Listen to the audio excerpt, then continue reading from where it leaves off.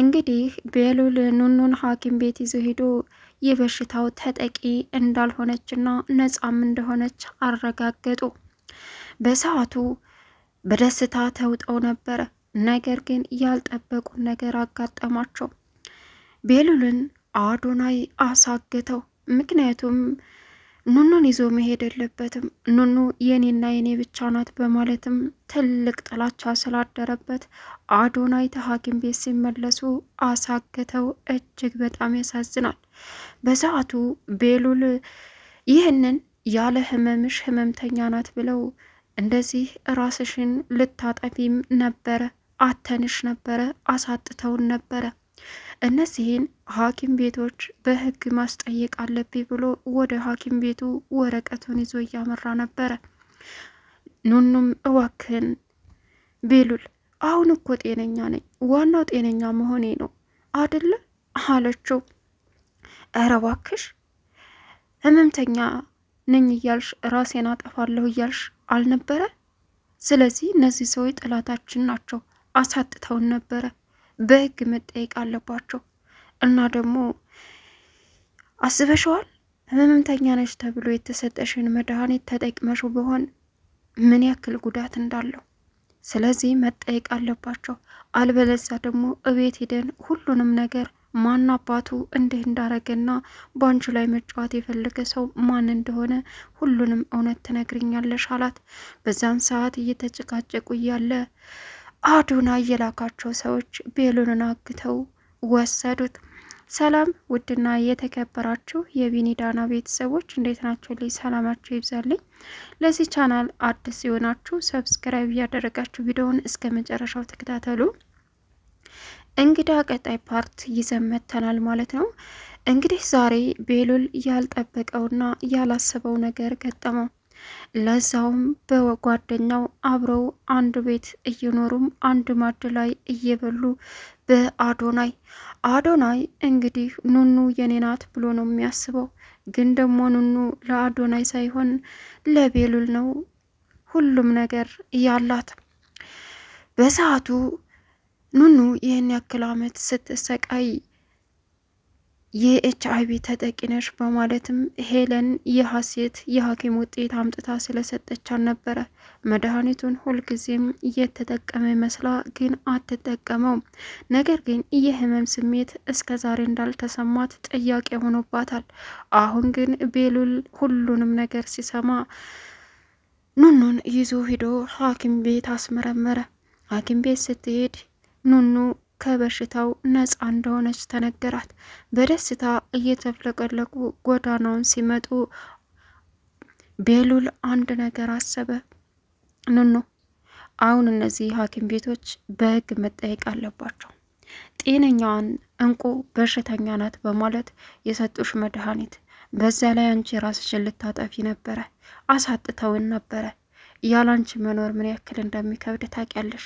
ስለዚህ እነዚህ ሐኪም ቤቶች ፍርድ ቤት መቅረብ አለባቸው፣ መከሰስ አለባቸው ሲላትም እዋክህን ቤሉል፣ እኔ አሁን ደህና ነኝ፣ ዋናው ነገር እኔ ነፃ መሆኔ ነው።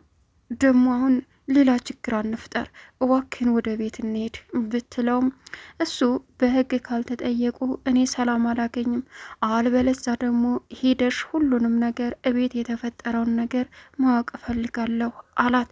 ማናባቱ ይህን እንደሰራ ሲላትም እባክህ እያለችው እያለ አዶናይ አሁን ሰው ልኮ ነበረ። እያንዳንዱ ከሐኪም ቤት ሲወጡ ተከታተላቸው፣ ከዛም በኋላ ኑኑን ሳታግቱ እሱን አግቱት ብሏቸው ነበረ።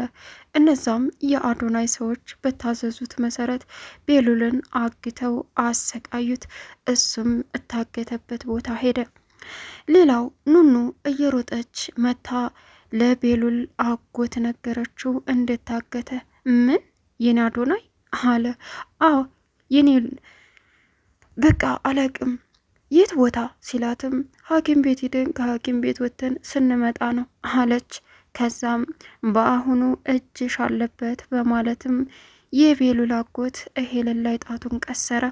እየሮጠ ሲሄድ እኔ እኮ የለሁበትም አለች ኑኑ።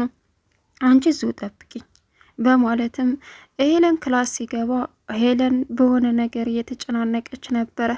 እናም እሱም ምንድነው እሷም እሷም ቤሉልና ኑኑን ማገት ነበር አማራጯ። ምክንያቱም የውሸት ህመምተኛ ናት፣ ኤች አይቪ ተጠቂ ናት ብላ ያንን ወረቀት አምጥታ መድኃኒት እንድትጠቀም ያደረገቻት እሷ ስለሆነች ግዴታ ቴዲ ጋር ደውላ ይታገቱልኝ እንዳይወጣ ይፋ ብላ ነበረ። ግን ከሷ ሰዎች የቀድመው የያዙት የአዶናይ ሰዎች ነበሩ። ማን እንዲህ ሊያደርግ ይችላል እያለች በዚህን ሰዓት የቤሉል አጎት ሴት አድርጎ የታባሽ አርገሽ ሆኖ ቤሉልን አላት። አላቅም በማለትም ተፈራገጠች። እኔ እማቀው ነገር የለም ነይ ቀጥታ ሜሪ ቤሉን አለበት ሲላትም አላየሁም አለች ሄለን።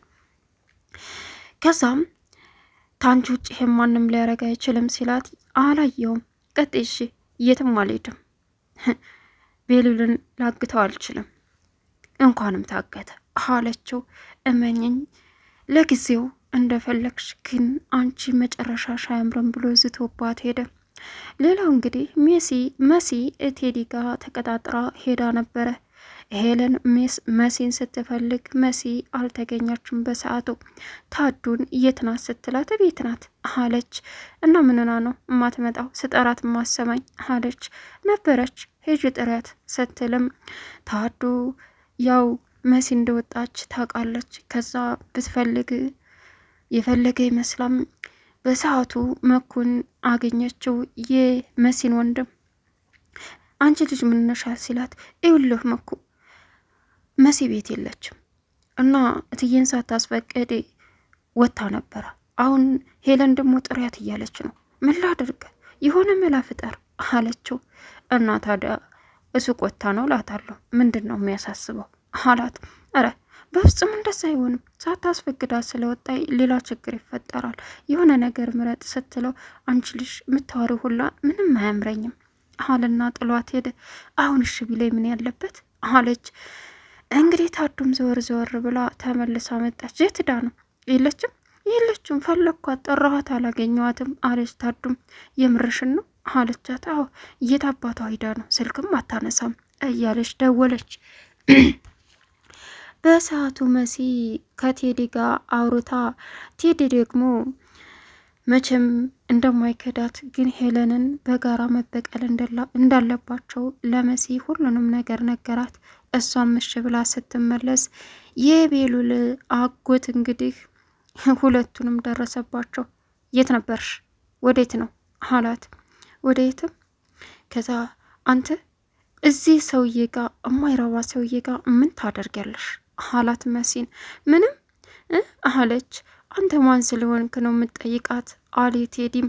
ከዛ ነይ ከዚህ ከማይረባ ሰውዬ ጋር ነይና እጄን ያዚኝ አለ ቴዲም። ምን አገባ መሲ አታደርጊውም አላት። ካልሆነ ግን እቤትም እዚህም የሚፈጠረውን ታውቂያለሽ ሲላት መሲ ላጥ ብላ ሄደች። የዚህን ጊዜ ቴዲ ምን እያረግሽ ነው መሲ? አላምንም ይሄንን አላት። ወደ ቤት ነው እኮ የምንሄደው አለችው። በዚህን ሰዓት ቴዲም ተናዶ ሄደ። እንግዲህ መሲም እጇን ይዞ ሳሎን ወስዶ ውርር አድርጎ ሶፋው ላይ አስቀመጣት። እዛ ማይረባ ሰውዬ ጋር ምን ትሰሪያለሽ አላት። ምንም አልሰራም ግን እሱቅ ወጥቼ ተበር ተገናኘን አብረን ሄድን አለችው። እንደዛ አይደለም ግን እኮ ተበሩ ርቃችሁ ነው ያገኘዋችሁ። አርፈሽ ተቀመጭ። ቆይ አንተ ለምን እንደዚህ ነው የምትቆጣጠረኝ እያለችው እያለች ከዛ ዝም በይ አይመለከትሽም አላት። ተዛም ተነስታ ስትሄድ እያለ መመልከት ጀመረ መሲን። በሰዓቱ እንግዲህ እያለቀሰች ኑኑ ዱብ አለች። የቤሉል ወንድም የቤሉል አጎት እፊት ለፊቷ ነበር። ይኸውልህ ቤሉል ታገተ አለችው። ምን አላት። አዎ ታገተ፣ ማን እንደሆነ አላቅም አለች። የኔ ቤሉል በማለት እየሮጠ ሄለን ጋር ሄደ።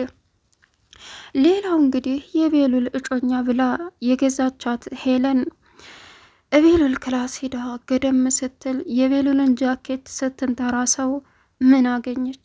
የሄለንን ወርቅ እሱ ጃኬት ውስጥ አገኘችው። ጉድ ይገርማል።